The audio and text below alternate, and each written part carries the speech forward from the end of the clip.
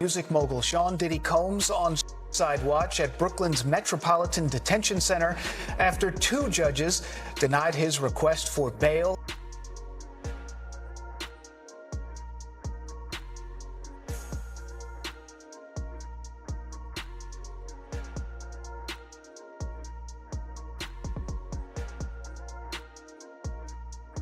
What we've been told by a former warden is he's a target. That's the fact of the matter, and that's why they have him in a solitary part of the jail, because they don't, he becomes a target because it's like what we've been told, it's like a badge of honor that if you were able to inflict some violence on Diddy, that gets you score points with other inmates. So that's the situation that obviously the jail officials do not want to happen.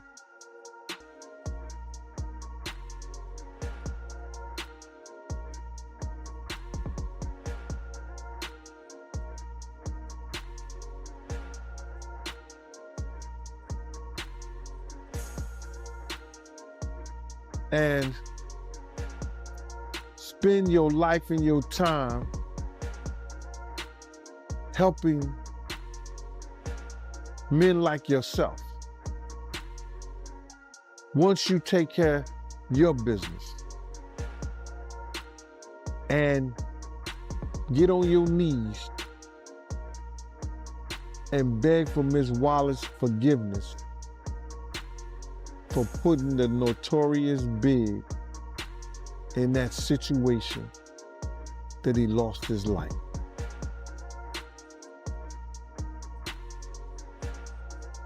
Do you know that Diddy was an informant and they wanted you to go more into detail about it?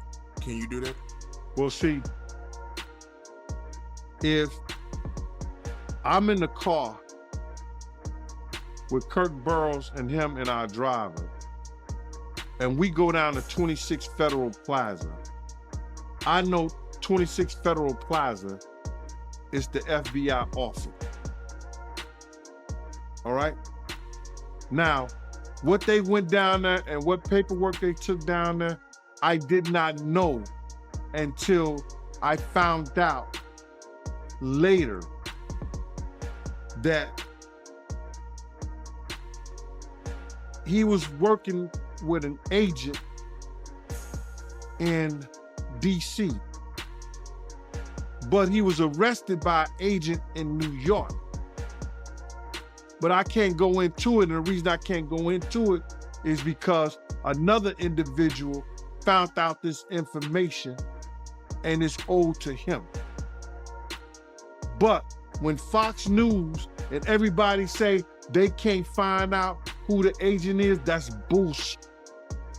It's online. If you got certain systems that you could find out who the agent is, because we found out who the agent is, but it's not my story to tell. I would tell you that, brother, but it's not my story to tell. It belongs to somebody else, and they're gonna see it come out. Puff was hit with a 40 rule because it's called a Rule 40, because he didn't show up at the agent's office in DC. The New York agent arrested him. He got adjudicated of all charges in January of 1999.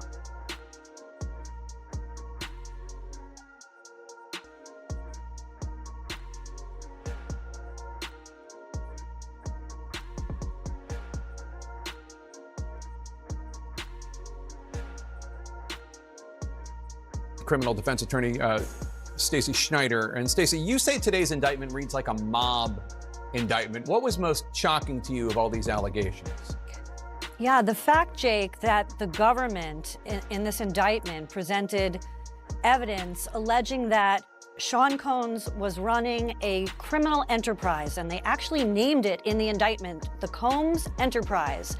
And they said that this enterprise consisted of him as the alleged leader, his employees, assistants, staff, allegedly, that were able to procure women and alleged male sex workers to engage in performances for his own sexual gratification. Where it differs from a mob indictment, it has all the elements of putting together this racketeering allegation of all these moving pieces using resources from his businesses. But the fact that this is about an allegation of sexual gratification being accomplished by alleged human trafficking, it's one of the most unique indictments I've ever seen in this area, in the area of sex crimes, because the government isn't actually prosecuting crimes other than the human trafficking or the sex trafficking. They're not prosecuting any type of alleged sexual abuse to women, although that's part of this racketeering scheme. Given that he's the sole defendant in this case and that you allege he's part of a conspiracy that involves members of his companies, do you anticipate a superseding indictment that bring allegations against other members of his companies or other co-conspirators as well? I can't take anything off the table. Anything is possible. Our investigation is very active and ongoing. And I think a lot of you who cover this office know that when we say such things, that developments are certainly for.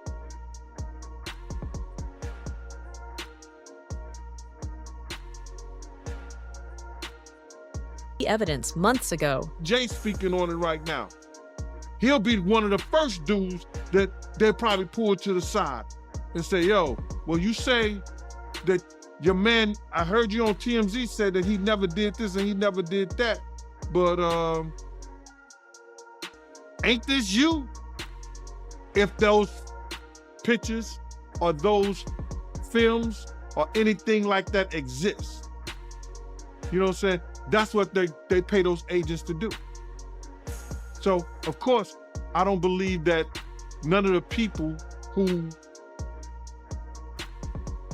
or his celebrity friends is going to speak or say nothing until they're either contacted or they know what they really got. So you feel like they might be worried that they might be on tape at one of Diddy parties doing something they wasn't supposed to be doing?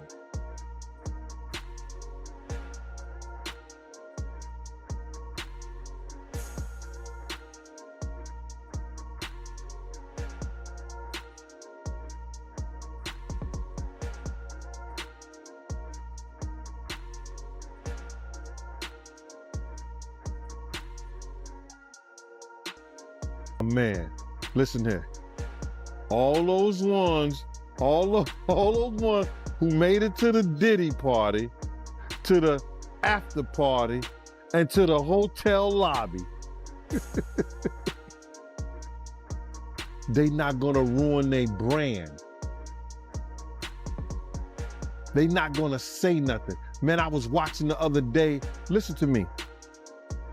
They did that, on Channel 2 News here in New York. Gayle King and Nate and that other guy, they were talking about, they showed him beating Cassie, and they showed him the apology and the whole 9 yards. All they said is that we have commentary about that, but we got to go to a commercial. They never came back and said nothing about it. I was like, yo, damn. He still got power like that? Somebody still like him like that? Because you know he was running with Oprah and them. He was running with that whole crew. Weinstein, Oprah, Epstein. He was running with that whole crew. They want to know how we're going to do it, how the public is going to take him. Is the public going to let him back in? And the public is not. The public is already canceling him.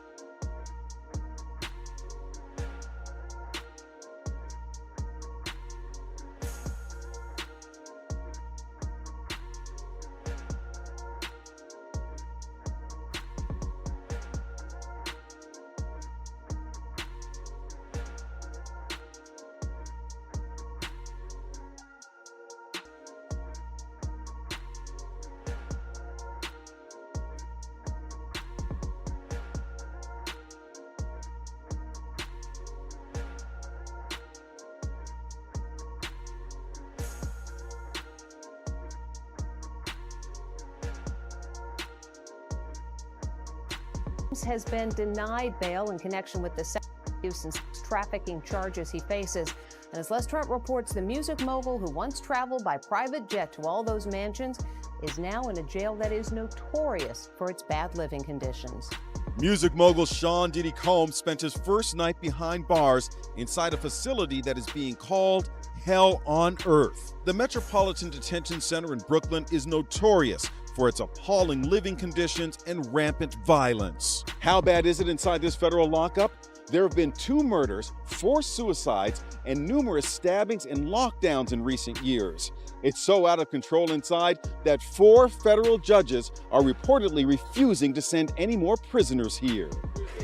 Donald Trump's former fixer, Michael Cohen, spent a harrowing year in federal custody. He says for someone used to a life of luxury like Diddy, prison life is a severe shock. You have a desk, you have a plastic chair, you have your bed with a 1.5-inch mattress, no pillow, and you also have a locker.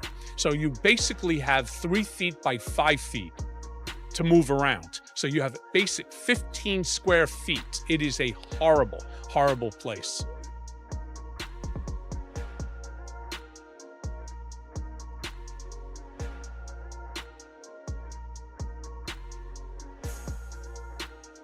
About the searches of his residence, the guns, the cases of lubricant, and the videos. Where were they found amongst his residents? Were they all scattered around the houses in one place? I kind of wanted to just get a better picture of how that stuff was found. Well, look, I think that some of the details that you're seeking are in the detention letter. So, for instance, some of the AR-15s, 2 of the 3 defaced AR-15s were found in his bedroom closet in Miami, broken down into parts along with magazines with ammunition loaded in them. So some of that detail is in the detention letter. Beyond that, I'm not going to be able to get into where other items were stored.